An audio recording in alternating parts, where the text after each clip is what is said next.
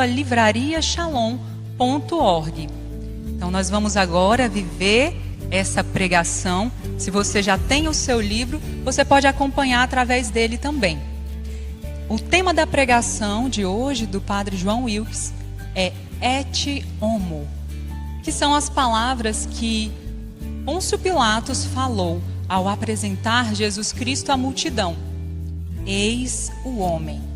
Então que possamos viver bem essa pregação.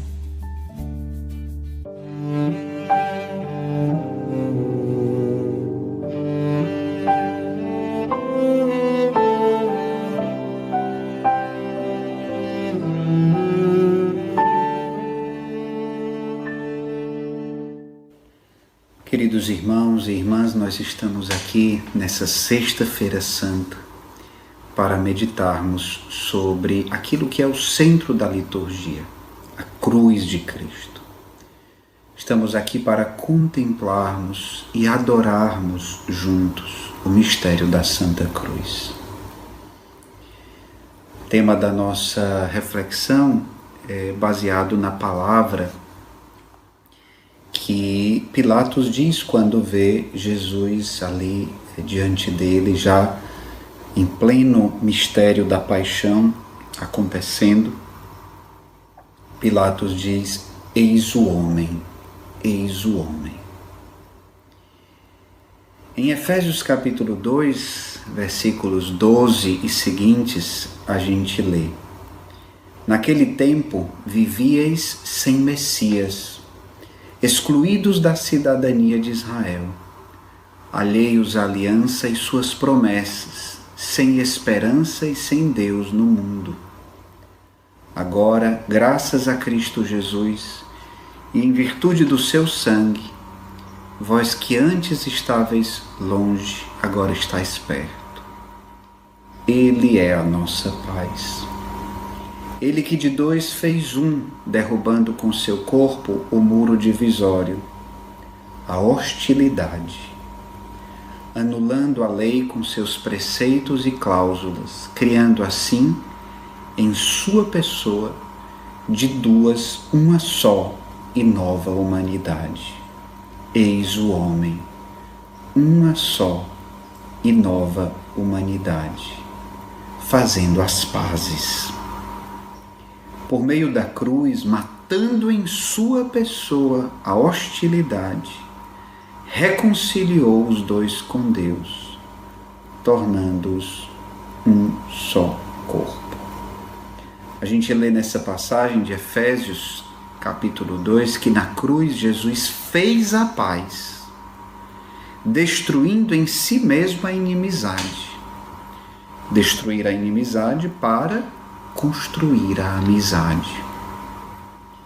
Destruindo a inimizade, não o inimigo, não o outro. Destruindo em si, Jesus destrói em si, não nos outros. Acho que eu já falei em muitas pregações, e quem já ouviu outras pregações minhas já deve ter ouvido sobre isso. Mais uma vez me chamou muita atenção um irmão da comunidade que estudava aqui em Roma e fazia um curso na área de psicologia, pedagogia, e uma das cadeiras que esse irmão fazia era de psicopatologia, né, de enfermidades no campo psicológico.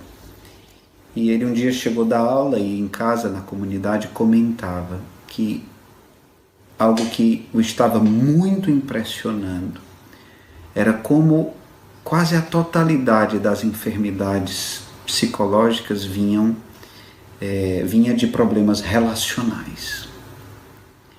E quando Jesus ele destrói a inimizade, quando Jesus vem através da sua cruz tocar o campo das nossas relações, ele está tomando sobre si as nossas enfermidades, né? E reconstruindo o homem novo. Por isso que ao olhar Jesus desfigurado, né, como a gente pode ver em muitas imagens, né, e eu proponho também uma imagem para que a gente contemple desse et homo, como se diz em latim, né? eis o homem. E a gente vê em Jesus desfigurado no mistério da sua paixão, né, o homem novo que ele veio reconstruir. Porque o homem, afastando-se de Deus, pensou que alcançaria a sua autonomia, que alcançaria a sua liberdade, que ele se realizaria. Mas o homem se perdeu. Longe de Deus nós estamos perdidos. E é interessante que Santa Teresa de Jesus, Santa Teresa d'Ávila, expressando essa busca de Deus, essa busca de si mesma, né? Ela sente Deus dizer para ela: Teresa, se tu estás me buscando, tu me encontrarás em ti. E se tu te perdeste, tu estás buscando a ti, tu te encontrarás em mim. Em Jesus nós encontramos a Deus e em Jesus nós encontramos o homem. Jesus não é 50% Deus e 50% homem. Ele é 100% Deus e 100% homem.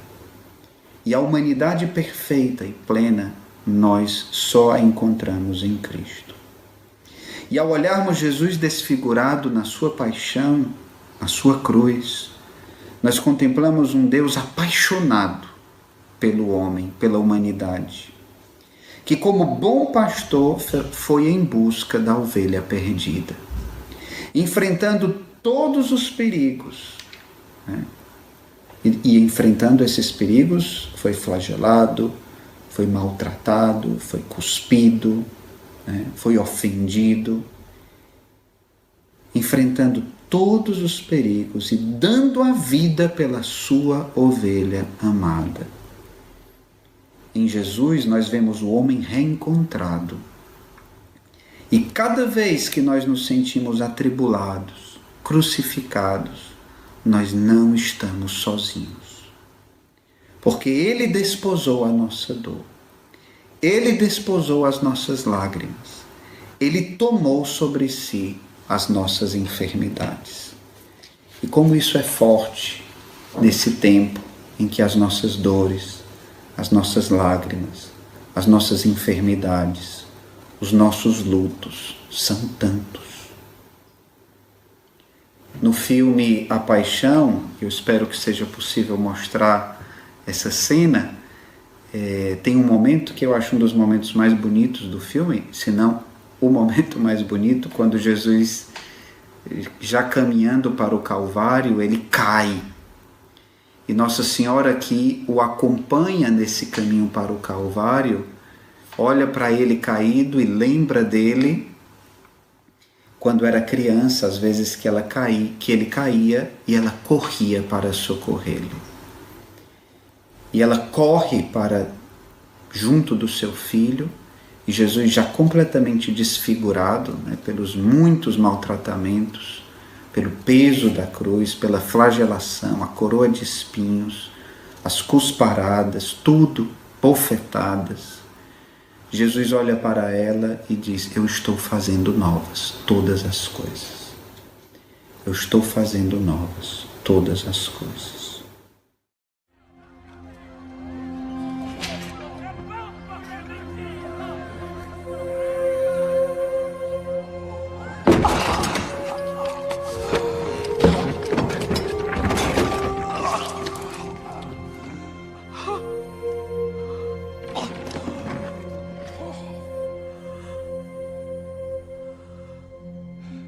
Let me.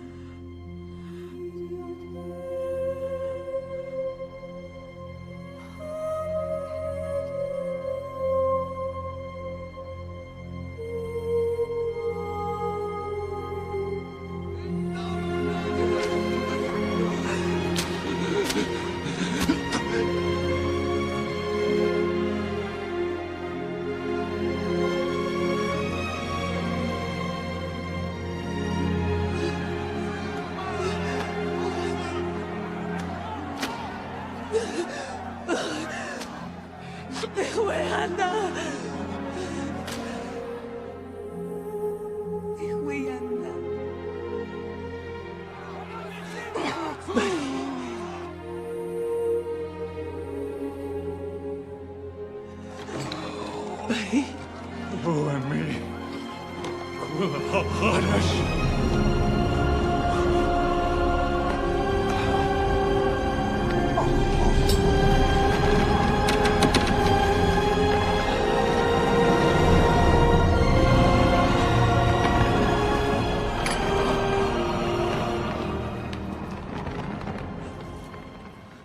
Nós sabemos, meus irmãos e minhas irmãs, que no Gênesis, Deus criou o homem e a mulher à sua imagem e semelhança.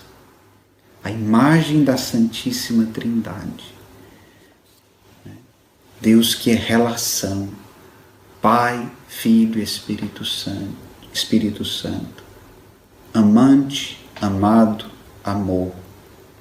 Deus por nós, Deus conosco, Deus em nós.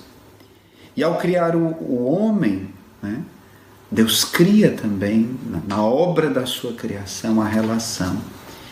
E em algumas línguas latinas, como no italiano, essa palavra, né, Deus criou o universo. É claro que, como em italiano se diz, uno verso l'altro. Ou seja, Deus criou tudo, um na direção do outro. Nós fomos criados em relação. E quando as nossas relações estão doentias, né, nós estamos mal. Por isso Jesus veio curar o homem, curando as nossas relações.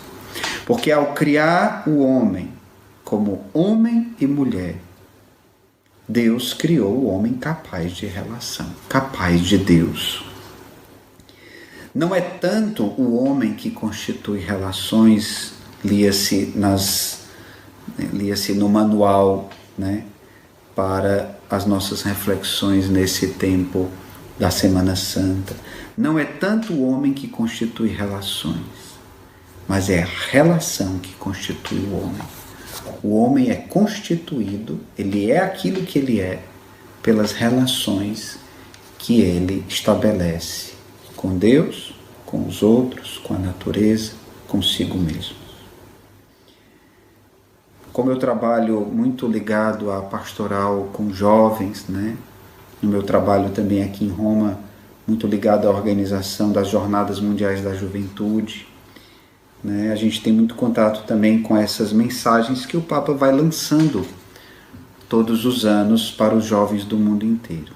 E uma mensagem que particularmente me tocou foi a de 2015, no caminho de preparação para a Jornada Mundial da Juventude de Cracóvia, que foi um caminho todo baseado nas bem-aventuranças.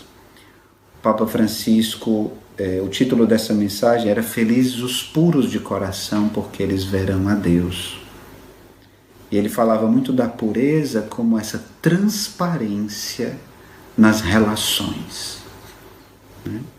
E dizia, os primeiros capítulos do livro do Gênesis nos apresentam a felicidade maravilhosa a que somos chamados, consistindo numa perfeita comunhão com Deus, com os outros, com a natureza, com nós mesmos. O livre acesso a Deus, a sua intimidade e visão, estava presente no projeto de Deus para a humanidade, desde as suas origens, e fazia com que a luz divina permeasse de verdade e transparência todas as relações humanas. Nesse estado de pureza original não existiam máscaras. A gente está se acostumando às máscaras, né? Lógico que por causa mais da pandemia.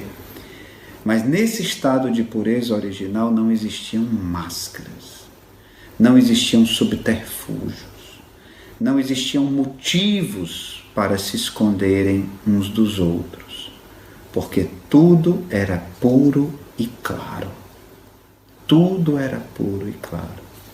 Eu leio muito nessa expressão também, eis o homem, né? Ecce homo. Aí está o homem.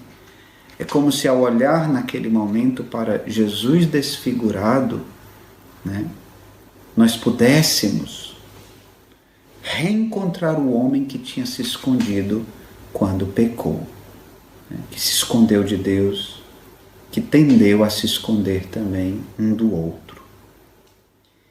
Quando nós vemos em Gênesis capítulo 3 a queda, o pecado, nós vemos que as relações humanas, a relação também do homem com Deus, passa a ser marcada pela hostilidade, relações marcadas pela hostilidade, com a natureza, com o outro, Caim e Abel, consigo mesmo, com Deus, o homem que se esconde, né? A rebeldia do homem para com Deus.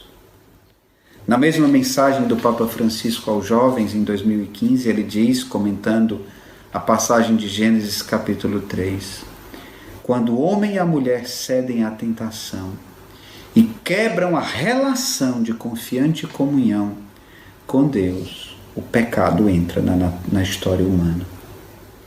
Imediatamente se fazem notar as consequências, inclusive nas suas relações, e aí a gente se torna quase que repetitivo, né? Nas suas relações consigo mesmo, de um com o outro e com a natureza. E essas consequências são dramáticas. A pureza das origens, como que fica poluída, depois daquele momento já não é possível o acesso direto à presença de Deus. Comparece a tendência a se esconder. O homem e a mulher devem cobrir a sua nudez, privados da luz que provém da visão do Senhor. Olham a realidade que os circunda de maneira distorcida, míope. A bússola interior que os guiava na busca da felicidade perde o seu ponto de referência. E as seduções do poder e do ter e a ânsia do prazer a todo custo precipitam-nos no abismo da tristeza e da angústia. E foi nesse abismo que Jesus foi nos buscar, no mistério da sua paixão, morte e ressurreição. E por descer tão fundo e atravessar tantos perigos e encontrar tantas feras no caminho, né? Tanta hostilidade no caminho, Jesus fica desfigurado. Mas por quê? Porque ele estava correndo atrás do homem perdido, para que ao o encontrar pudesse dizer: eis o homem, eu o encontrei. Nos Salmos, diz ainda o Papa Francisco, encontramos o grito que a humanidade, desde as profundezas da sua alma, dirige a Deus: quem nos dará a felicidade? Resplandeça sobre nós, Senhor, a luz do vosso rosto. Olhemos para essa imagem de Jesus desfigurado. Resplandeça sobre nós, Senhor, a luz do vosso rosto. Temos também uma imagem aqui, no fundo, do rosto de Jesus. Resplandeça sobre nós, Senhor, a luz do vosso rosto. Na sua infinita bondade, o Pai responde a esta súplica com o envio do seu Filho. E em Jesus, Deus assume um rosto humano. Olhem como era esse rosto humano. Contemplemos mais uma vez essa imagem. Eis o homem desfigurado. Jesus assumiu o nosso rosto humano desfigurado. Com a sua encarnação, vida, morte e ressurreição, ele nos redime do pecado e abre para nós horizontes novos, até então inconcebíveis. Façamos um momento assim de pausa, de silêncio, sem interromper a pregação. De repente podemos simplesmente contemplar essa imagem, eis o homem, de Jesus desfigurado. E ali o homem será reencontrado. Façamos um momentinho de silêncio e contemplemos essa imagem.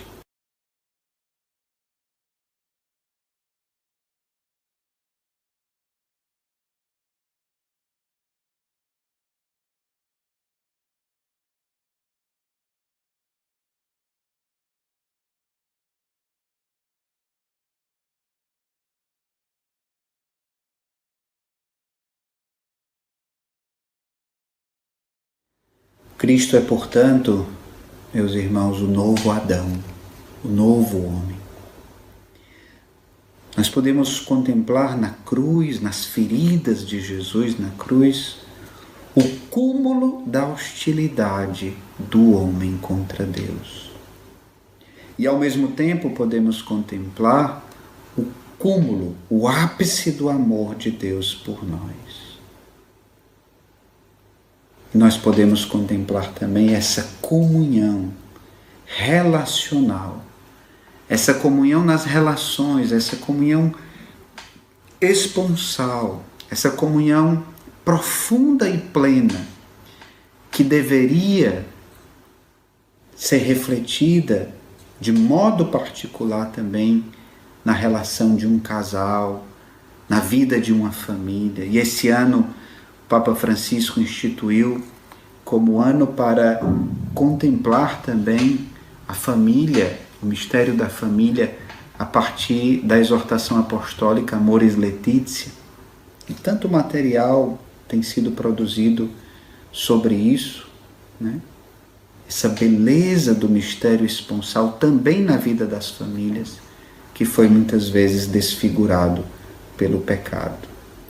E que a Igreja deseja dar a sua contribuição também através dessa reflexão, dessa exortação apostólica, que surgiu como fruto de um caminho, né, dos bispos, dos fiéis do mundo inteiro, caminho sinodal, do sínodo sobre as famílias, que teve como fruto essa exortação apostólica Amoris Laetitia.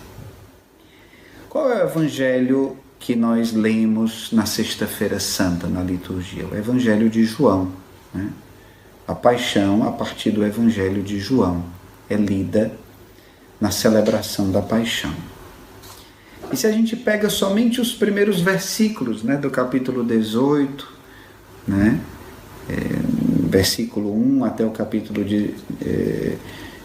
19, versículo 42, basta a gente pegar os primeiros versículos para a gente ver algumas coisas muito simples, mas que talvez nos falam tanto de como Jesus, em cada segundo da paixão, em cada passo que ele deu, em cada atitude, em cada encontro, a gente não vai poder comentar tudo aqui, porque precisaria de um ano ou a vida inteira para fazer isso.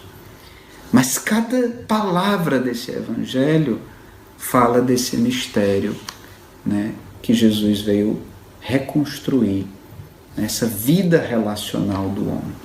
A primeira coisa que se diz nesse evangelho da paixão é que Jesus saiu. O homem é um ser em permanente êxtase, em permanente estado de saída de si mesmo. Também Santa Teresa d'Ávila fez essa poesia, né? Vivo já fora de mim, desde que eu morro de amor, porque eu vivo no Senhor que escolheu-me para si. Quando o coração lhe dei, com terno amor lhe gravei, que morro porque não morro, vivo sem viver em mim. E tão alta vida espero, que morro porque não morro, vivo sem viver em mim. O homem é mais ele mesmo quando ele vive em saída, quando ele vive em estado de êxodo, né? De saída de si.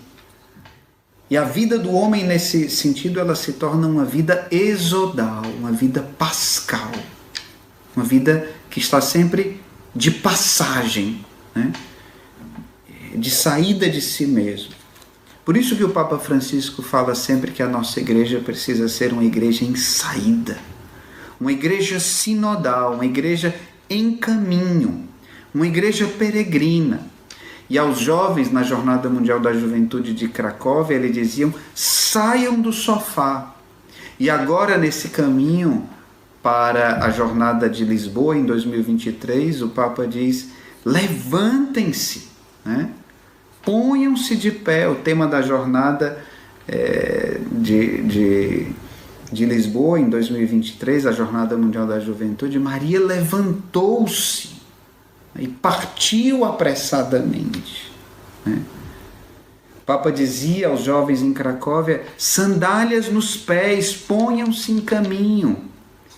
E o tema do próximo sínodo, que será celebrado em breve, é exatamente sobre a sinodalidade. O que significa a palavra sínodo? Caminhar juntos. E o Papa tem insistido muito sobre isso, que a nossa igreja precisa ser sinodal. Estarmos sempre caminhando juntos, uma igreja em caminho. Uma igreja que se arrisca, que caminha. Mesmo que às vezes caia como Jesus que caiu ao levar a sua cruz, mas que se levanta, né? É melhor, ele repete sempre, né? Uma igreja acidentada porque pôs-se em caminho e caiu, do que uma igreja que por medo de caminhar fica parada, como água estagnada. Isso vale para a igreja e vale também para as nossas vidas. E continuando a leitura do Evangelho da Paixão, diz que ele saiu com os seus discípulos, ou seja, caminhar juntos, não sozinho. Para onde Jesus ia, ele levava os seus irmãos, os seus discípulos. Onde 2 ou mais estão reunidos em meu nome, eu estarei no meio deles. E uma coisa que eu li é muito bonita do movimento Focolare, quando eles dizem, né, que a cada 2, com Jesus no centro, se cria uma pequena trindade. Era algo que Chiara Lubich dizia, a fundadora do movimento Focolare. A cada 2 que se relacionam com Jesus no centro, se cria uma pequena trindade. Se cria um novo céu. Um novo céu. Imaginem o céu que reinava, mesmo em meio aos tantos desafios, na vida da Sagrada Família. Jesus, Maria e José.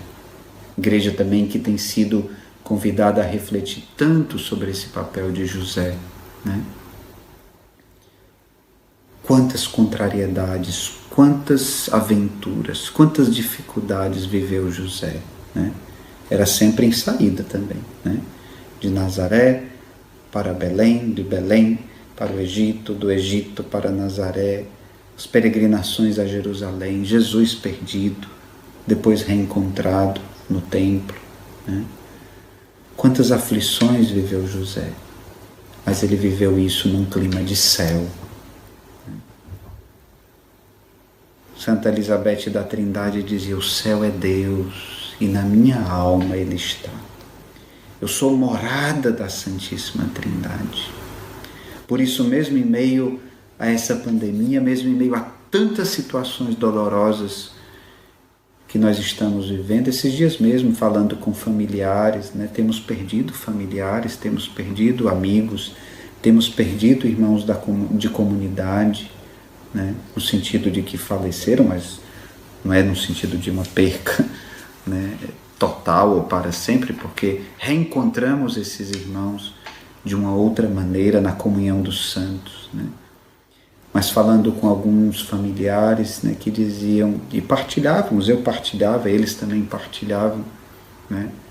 Sim, é um momento de muita dor, mas ao mesmo tempo de muita certeza de céu.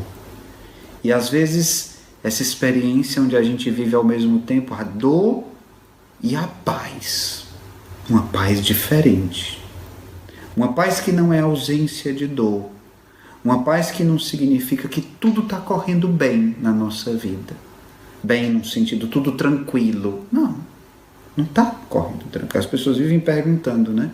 Está tudo bem? Eu digo, na paz do ressuscitado que passou pela cruz, né?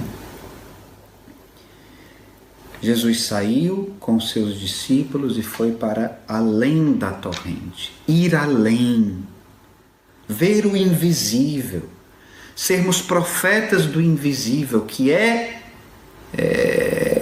o essencial é invisível aos olhos, né? A gente lê, né, no livro lá do Saint-Exupéry, o essencial que é invisível aos olhos, ver além, transcender, superar as barreiras daquilo que nos impede de ver além de um palmo, né, diante de nós. Entrar numa relação profunda com Deus para enxergar aquilo que ninguém está conseguindo enxergar nesse tempo. Deixar que Deus se dê a nós como sentido, quando eu não vejo sentido em nada. com parresia, que é essa palavra grega que quer dizer franqueza, não ter barreiras. E não vale só para a nossa evangelização, vale para a nossa relação com Deus na oração, vale para as nossas relações humanas também, não ter barreiras. E o rio, a gente pode ver ele como um obstáculo, mas o Moisés, fundador da nossa comunidade, Shalom, uma vez dizia, eu posso ver no rio um obstáculo para eu chegar do outro lado, ou se existe um vale profundo ali, o rio é a única possibilidade que eu tenho para chegar ao outro lado. Porque eu vou nadar, se eu sei nadar, né? Eu vou nadar e chegar do outro lado. Enquanto se ali tem um buraco, um vale profundo, eu nunca vou chegar do outro lado se não tiver uma torrente, se não houver um rio. E às vezes os obstáculos que nós enfrentamos na nossa vida são as oportunidades também que Deus está nos dando para ir além e fazer saltos de qualidade na nossa vida espiritual, na nossa maturidade humana e espiritual. E continua a leitura, né? Jesus saiu com os seus discípulos, foi além da torrente e entrou num jardim. Recordemos que após o pecado, o homem e a mulher que estavam no jardim do Éden são expulsos do jardim. E Jesus reconduz o homem ao jardim. Como no Cântico dos Cânticos, vem formosa e bela, alma, esposa do homem, vem formosa e bela, vem, retorna ao meu jardim. No Éden, após o pecado, o homem se escondeu. E aqui, no Evangelho da Paixão, Jesus mesmo se antecipa, sai do esconderijo. O homem-Deus sai do esconderijo. O eu sou se apresenta. Deus, eu sou, se apresenta. Aquele que é. Se no Éden o homem se escondeu, aqui Jesus, o novo Adão, o homem, quando chegam os guardas, para procurar, ele mesmo se apresenta. O homem já não mais se esconde. Jesus não tem necessidade de se esconder de nada nem de ninguém. E naquele momento que chegam os guardas para prendê-lo, Pedro usa a espada para ferir, querendo proteger o Senhor. Lembremos a violência de Caim no Gênesis, e Jesus ordena que se abandonem as armas. Quantos apelos o Papa tem feito nesse tempo, para que se abandonem as armas. Para que se abandonem as armas. Diante de tanta violência no mundo, de tantas guerras, o Papa sempre pergunta: quem armou o assassino? Quem armou esses assassinos? Às vezes os mesmos, pode acontecer, que não tem nenhum tipo de acusação, mas pode acontecer que às vezes sofrem um atentado aqueles mesmos que venderam as armas para os assassinos. Diante das autoridades religiosas, que por Jesus muitas vezes foram chamadas de hipócritas, mascarados, Jesus age com total transparência e reivindica essa atitude que ele teve ao longo de toda a sua vida. E quando Jesus como é que se diz, questionado, sabatinado, interrogado pelas autoridades civis e religiosas do seu tempo, ele diz: eu sempre agi com transparência. A gente poderia continuar aqui falando sem parar, de cada encontro que Jesus tem durante a sua paixão. E vale a pena a gente meditar, ler no Evangelho, ler, reler, cada encontro que Jesus tem, durante a sua paixão, para a gente perceber como ele está fazendo novas todas as coisas, está reconstruindo a relação do homem com a verdade, a relação do homem com os valores, a relação do homem com o homem, a relação do homem com a mulher, né? A relação do homem com Deus, com a natureza. Ele está fazendo novas todas as coisas. Olhemos mais uma vez para essa imagem, né, de Jesus desfigurado durante o mistério da sua paixão. Eis o homem, ecce homo. E deixemos que através dessa imagem o Senhor no silêncio nos fale.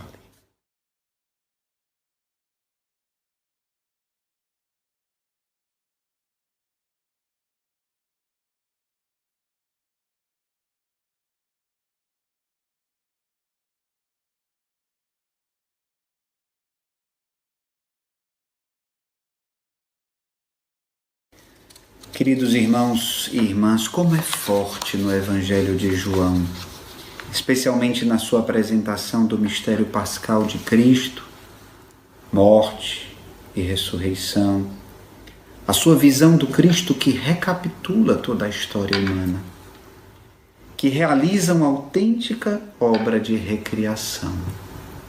Nosso irmão de comunidade, casado, o Elton Alves, ele nos lembra um texto escrito para a revista Parresia sobre a dimensão antropológica nos escritos da nossa comunidade e também na sua dimensão bíblica, que Jesus começa a sua paixão em um jardim, o Getsêmani, recordando o lugar da criação. Jesus é despido na árvore da cruz, das suas vestes, resgatando Adão que em outra árvore perdeu a inocência original. É no contexto da paixão que Pilatos diz de Jesus: eis o homem. Olhemos mais uma vez para essa imagem. Eis o homem. É no contexto da paixão que Pilatos diz de Jesus: eis o homem. João 19:5. Tal afirmação poderia passar inobservada por olhares desatentos. Porém, diante de todo o contexto de recriação, não é difícil associar o termo homem ao seu correspondente hebraico Adão. Assim, Jesus é apresentado como o novo homem, o novo Adão, aquele que redime o homem antigo. Estes aspectos de recriação são confirmados ainda mais na cruz, nova árvore da vida. Podemos contemplar aqui também essa imagem que tantas vezes tem sido iconografada, né, na nossa comunidade, da cruz como árvore da vida. Essa imagem já presente em mosaicos, né, em pinturas dos primeiros séculos, mas que apresentam a cruz como a nova árvore da vida. Estes aspectos de recriação, repito, são confirmados ainda mais na cruz, nova árvore da vida, pois esta cruz se encontra no meio, na mesma posição da árvore da vida no jardim do Éden. Por isso, não nos surpreende o fato de encontrar nesse novo jardim a mulher, o homem e a mulher. Mais ainda, na criação, Adão chamou aquela que saíra de seu lado de mulher, e em seguida, mãe de todos os viventes. Podemos contemplar também em outra imagem, Maria aos pés da cruz, com o discípulo amado, João. Maria aos pés da cruz é chamada pelo novo Adão, Jesus, de mulher e de mãe. Mulher, eis aí o teu filho. Filho, eis aí a tua mãe. Ela se torna assim a mãe de todos aqueles que, como discípulo amado, se colocam no seguimento de Cristo. isto é, mãe daqueles que renascem para uma nova vida. E assim o evangelista João apresenta o novo homem, Jesus, e a nova mulher, Maria, em pleno exercício de sua vocação comum, a vocação de correspondência, não de serem competidores um do outro, mas de ser auxiliar um do outro no cumprimento fiel do desígnio divino.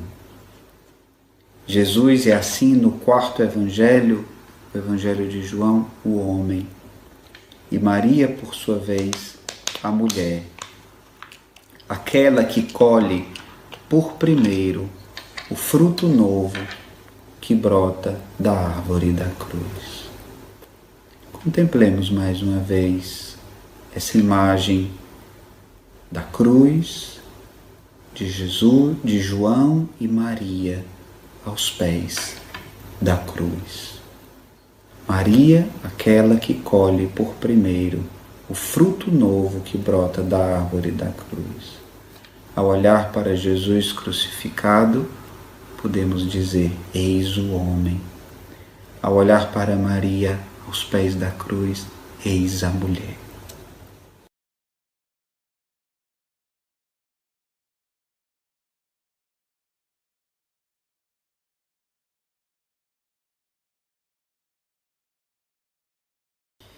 Queridos irmãos, Jesus é assim, e aqui já caminhamos para concluir, Jesus é assim no Evangelho de João, o homem, Maria, a mulher, novo Adão e a nova Eva.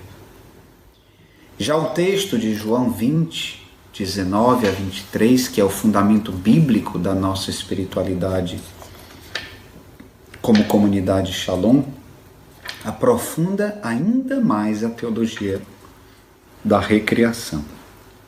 Cristo, o homem novo, coloca em ato, por sua paixão, morte e ressurreição, uma nova humanidade.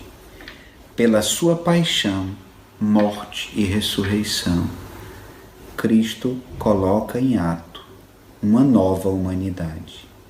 E no encontro de Cristo com os seus discípulos no cenáculo, estes, ao acolherem com fé o ressuscitado que passou pela cruz, são como que recriados pelo poder do Espírito e invadidos por sua paz, pelo seu Shalom. No escrito da nossa comunidade Shalom, Amor Esponsal, do nosso fundador Moisés Azevedo, nós lemos que não poderá jamais existir a verdadeira paz nas almas dos homens e no mundo, se esta paz não estiver embasada em um amor incondicional a Jesus Cristo, pois aí nasce o Shalom de Deus. Em Cristo, o dom da paz, assim como acontece com todos os demais dons que vêm dele, o dom da paz não é o dom de algo, de alguma coisa, mas o dom de si mesmo. No cenáculo, ele dá a Eucaristia. No cenáculo ele nos dá a sua paz e o seu Espírito. Todos esses dons correspondem ao dom total de si que Jesus nos faz.